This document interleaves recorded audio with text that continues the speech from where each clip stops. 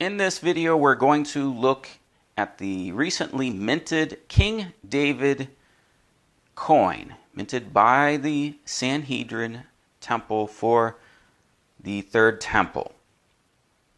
Here you can see a couple versions of the coin. We're going to look at the article on Breaking Israel News. Now, here is a video on the Third Temple and the architectural plans. As we look at the plans, what you can see here is Herod's temple. That is not the plans for the temple described in Ezekiel. However, as we look at the temple, as we look at this video demonstration of the temple, we are taken inside. We go through the doors, we see the priests, okay? Various things inside the temple. This is not what's going to be built, guys. This is just a graphic kind of representation of it, okay? And here you can see a room and different vessels. But right here we have this chain, and the chain takes us up. Oh, excuse me, it's coming up. It's coming up shortly. Bear with me here. Here it is. We have this chain, and this chain takes us up to a point where we're shown a crown. So within the Temple Institute's plans is this crown, okay, and it's a crown for King David and the Messiah. Here's an article on the crown, also from Breaking Israel News. We have the campaign to construct the Messianic Golden Royal Crown. So, of course, we saw that in their description of the temple, okay?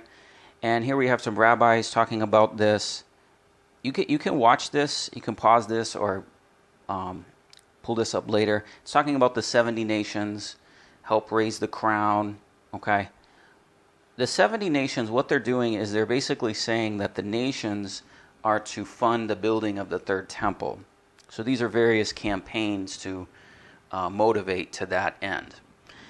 But they're specifically identifying the royal crown here for the Messiah.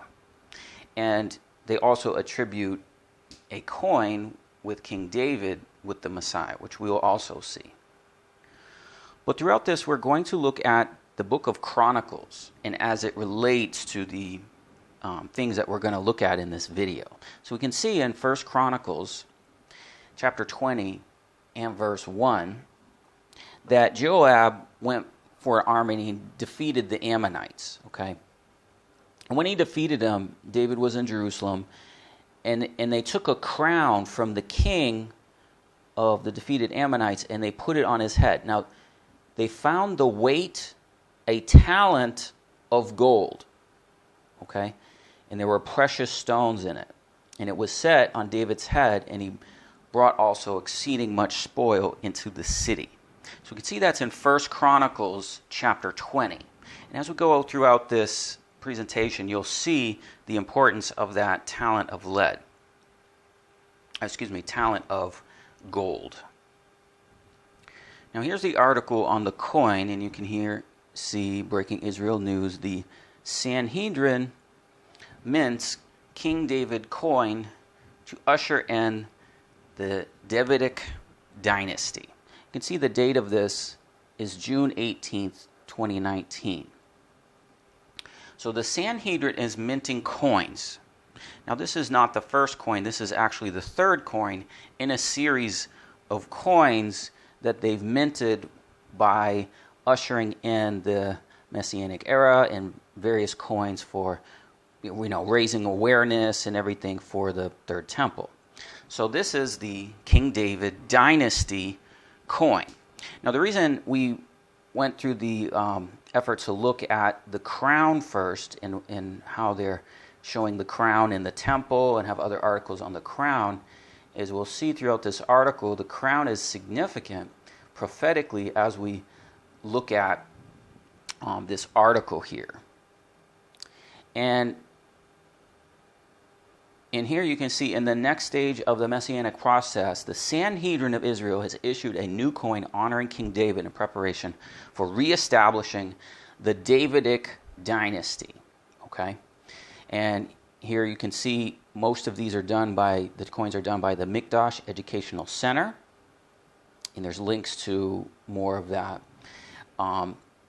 Throughout history, and governments have issued coins to establish their sovereignty and to mark the passage of an era. So in antiquity, a coin was always issued with the king on it, or honoring that king's time frame of reigning.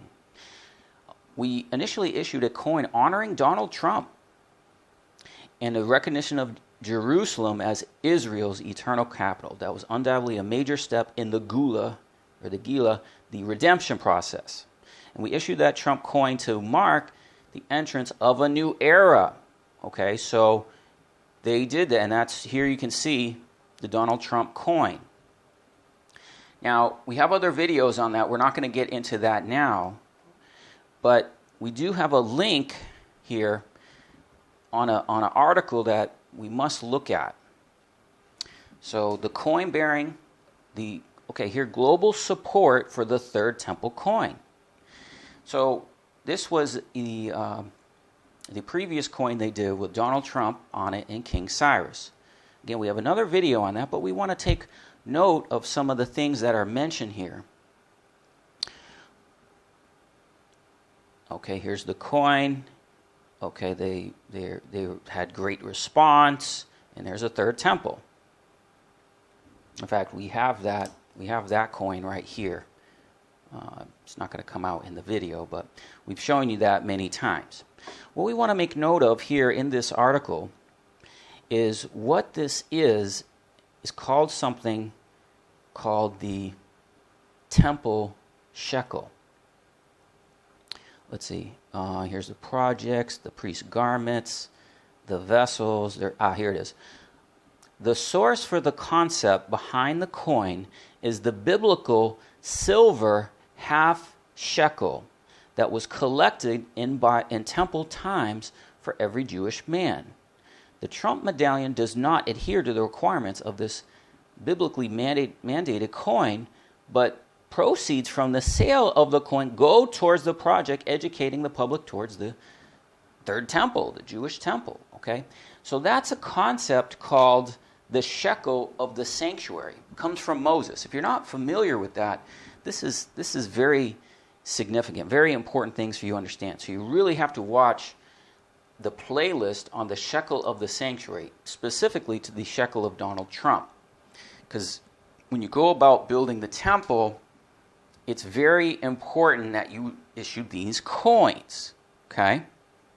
Moses did this shekel of the sanctuary and built the tabernacle. Okay, so they're essentially reproducing these same ideas and concepts. Okay, so as we go back to the King David coin, Trump's actions will be meaningless unless they lead to the ultimate goal of the Third Temple, the reestablishment of the Davidic dynasty. For it is this reason that we issued the King David coin, as a physical reminder of the Messianic era, the era that must be accomplished. Okay, to emphasize this point, what coin was issued on the 7th day of Sivan? Okay, this is Jewish tradition on when they think David was born and when he died. But, okay, on Shavuot, the Jews read the book of Ruth, which describes her union with Boaz, the grandparents of King David. Ruth was the first from among the nations to recognize that God was king. And this is why she merited to be grandmother of David, the matriarch of Messiah. So I want you to keep in mind Ruth. We're going to have to go back to that. But there's various bullet points throughout this that I want you to think about. One of them is Ruth. Now the next one is the next bullet point. The coin bears the name of David, the image of a crown. Okay, so we showed you the crown. And we remember the crown was 1 talent of gold. King David originally purchased from Araunah, the Jebusite, the site of the altar in the courtyards of the temple, including the place of the Holy of Holies. So this is the temple that David is purchasing. Mount Moriah, known as Zion after the fortress of David had conquered. The verse describes David's purchase of the land for the temple. Araunah, the Jebusite, was inscribed on the face of the coin in English and in Hebrew. So what it says, so David bought the threshing floor and the oxen for 50 shekelim of silver, or 50 shekels of silver. Now that's in 2 Samuel 24:24. The same account is in Chronicles, and so they describe it here in Chronicles. According to the version of the book of Chronicles, amount of 600 shekel, with each tribe contributing 50 shekels. Now it doesn't say that in the Bible, guys. This is Jewish tradition, so they're saying each tribe contributed, but it doesn't say that. But it says in Chronicles that the amount was 600. So there's a significance to this, because we know at this time the location of the temple is in dispute. Where is the actual location of the temple? So what we're saying is it's not in the Temple Mount that's known today. It's in the city of David. Okay? So David himself purchased that, and now what we have is same time in the last days, this 600 shekels to purchase this field. Okay? Now let's take a look at some of the verses of what we're talking about. Now we can see here in 1 Chronicles 21:1, Satan stood up against Israel and provoked David to number Israel. So that was a census. Okay? Now, what happened, guys, is, see, the shekel of the sanctuary is a census. Okay? And here's one here. What I'll do is I'm just going to see if we can see. All right, I know the lighting is poor, but that's a shekel.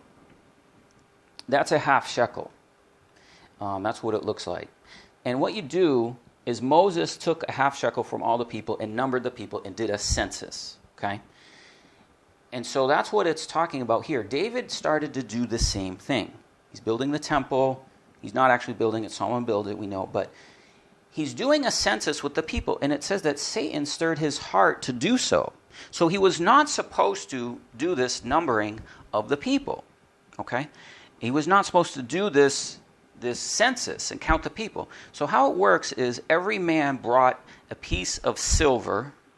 Actually, was it silver or gold? But they brought a half a shekel to Moses. That material was then used to build a temple. So David is doing the same thing, but he was not supposed to do that. And it says that Satan stirred him up to do so. And then in 1 Chronicles 21:15, it says God sent an angel into Jerusalem to destroy it. And he was destroying it, and Yahweh beheld, and he repented of the evil, and said to the angel that destroyed, "It is enough. Stop your hand." And the angel of the Lord stood by the threshing floor of Ornan, the Jebusite. Ornan and Araunah are the same person. They're just different names. And the angel of the Lord commanded Gad to say to David that David should go up and set up an altar to Yahweh in the threshing floor of Ornan, the Jebusite. So David gave to Ornan the price of 600 shekels of gold by weight. And David built an altar unto Yahweh. Now, what is the significance of the 600 shekels? Well, remember, he had a crown, and the crown had a talent. Well, a talent is composed of 10,380 shekels. So if we divide that by the 600 shekels used to purchase the field here, we see it comes up to 17 shekels, okay, or 17.3. Now, what's the significance of that?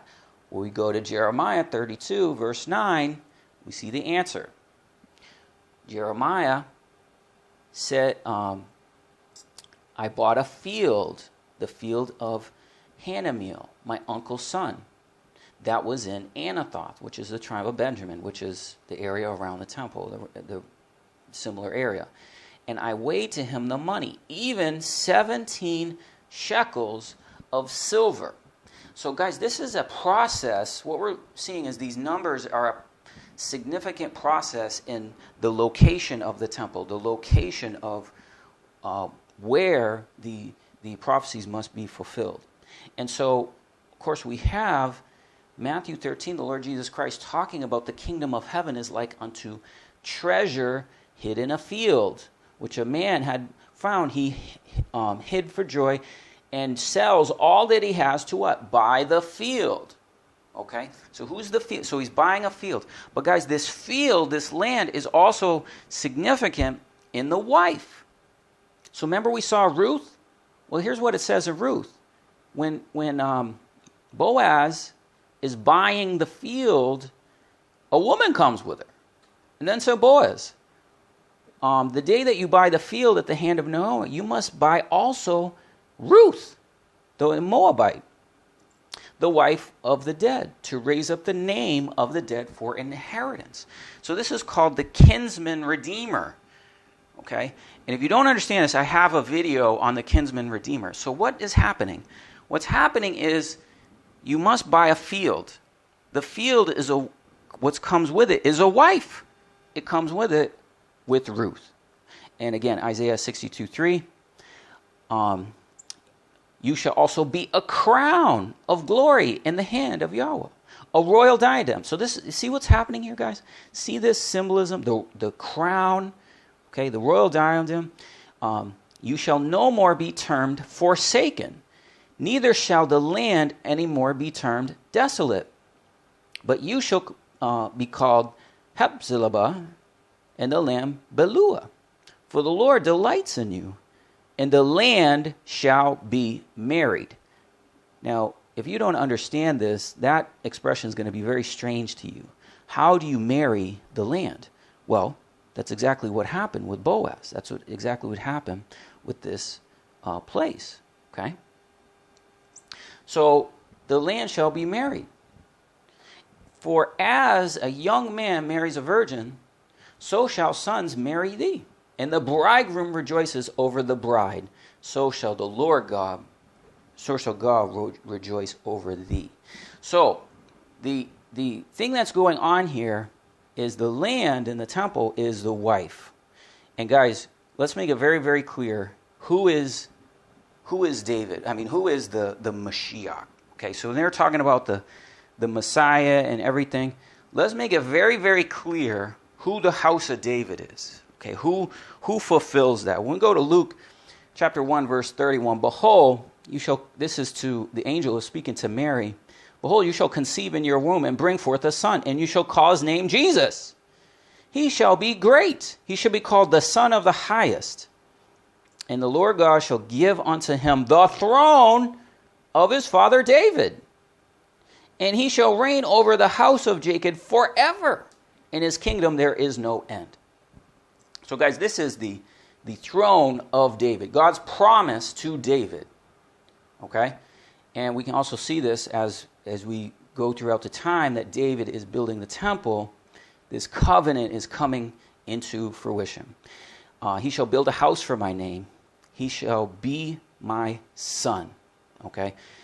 And I will be his father. So this is prophetically of the Father speaking about Jesus, his son. He's the king. He's the Messiah. He's He's seated on the throne of David. And it says, I will establish the throne of his kingdom over Israel forever. Well, this can't be the tribe of Judah back in the day because they were disposed. They were disposed of the throne. The throne wasn't there. But this throne is forever. Why? Because it's to the Son. Now, my son, the Lord be with you and prosper you. Build the house of Yahweh thy Eloheinu as he set thee. Okay? Make it very clear. Who is the Mashiach? Revelation 3:7. It's Jesus Christ. He has the key of David. Revelation 5:5.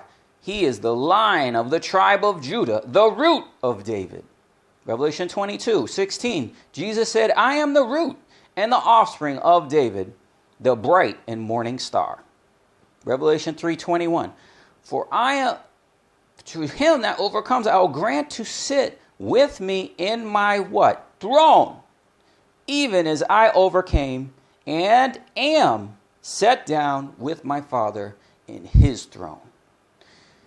Now, those are thrones being shared by overcomers, which is exactly what we see. Psalm 122, verse 5. There are set thrones of judgment, thrones of the house of David. So if you don't know what the house of David is, that's how all this works, guys. All this works through the house of David. The house of David is in the book of Chronicles. These are just a few examples of verses in Chronicles. I have a whole playlist on the house of David if you want to understand how to be a king and a priest. Now, this information the Jews cannot understand because you must have Jesus Christ as your Messiah to understand this. Because he comes in the Revelation, the book of Revelation, and what the first thing John sees a throne, and then what he sees 24 elders and 24 thrones. Okay, and they were clothed with white, with crowns. So this is the multiplication of the thrones. So he sat on the throne, he's given the crown, now he shares those crowns. Clothed in white with crowns. Okay, and each having harps and bowls. Okay, so what is going on here? They're sitting on thrones. They have harps and bowls. Okay, 1 Chronicles 16:5 gives us the answer. Remember, everything is in Chronicles. 1 Chronicles 16:5, they have psalteries, vessels, and harps. Okay, so that's just like these 24 elders. All right, they have the harps of God. Okay, and you can see those in Revelation 15, and they sing the song of Moses and the harps. A lot of information. I'll include these notes. But I have made a covenant with my chosen. I have sworn unto David my servant, thy seed will I establish forever. Build up your throne unto all generations. My mercy will I keep for him forever. My covenant will last with him. Okay, his seed also will I make to endure forever, his throne as the days of heaven. So who is this? This is the promise to the Messiah. This is the promise to Jesus Christ. He is the Messiah. He is seated on the throne of David. He is the one that the house of David is built for. He is the Son of the Most High. 2 Samuel 7:2. I will set up your seed. Who is the seed of David? It's Jesus Christ. He is the root of David. Which shall proceed out of your bowels, that's David, and I will establish his kingdom, and he shall build a house for my name, and I will establish the throne of his kingdom forever. Now here is the half shekel coin. This was discovered at the time the Jews were revolting against the Romans, and in there you can see this is the size of it and everything, just so you know what the half shekel looks like. And there's the cup. Here is the Donald Trump coin, and again, to fulfill 70 years. Okay, we have other videos on this, guys. I'll just have to link those. You can clearly see this is for the third temple, the temple coin. And let's look at the other one that they've minted. Now, another coin that was issued is this one. This was last year, and you can see this is for the 70 Nations organization, which is something the Sanhedrin has done. Here you can see Nikki Haley. Nikki Haley on here was invited to be the leader over this organization of the 70 nations. And guys, yes, these 70 nations are to be under the 7 Noahide laws. Okay, and there you can see her name, Nikki Haley. She has not accepted, to the best of my knowledge, this invitation, but this was a coin from last year. So this is the second one. The King David is the third one.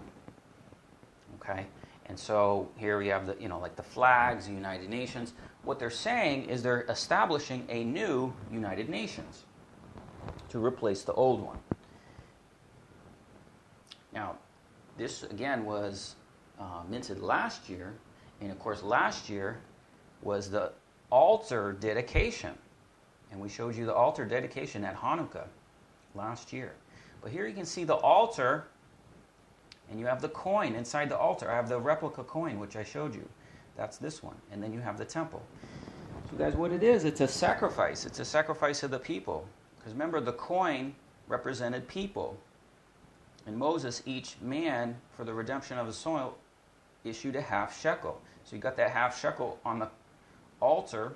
You know, it's like, you see like rays going up like fire, and you got a shekel on there. So that's what's going on. This is a sacrifice, guys. So let's just go through what we've learned in this video. All right, we've learned that the Sanhedrin, and here we have Rabbi Hillel Weiss, the spokesman for the Sanhedrin, emphasized the project is a powerful symbol of the messianic process. This is the King David coin. The coin foreshadows the yearning for the return of the kingdom to Israel through the dynasty of the house of David, the Messiah of Israel. We know the house of David is fulfilled in Jesus Christ. We have 24 elders, right? That's the house of David. He is the Messiah. He is the judge of the world, okay, who brings wisdom to it.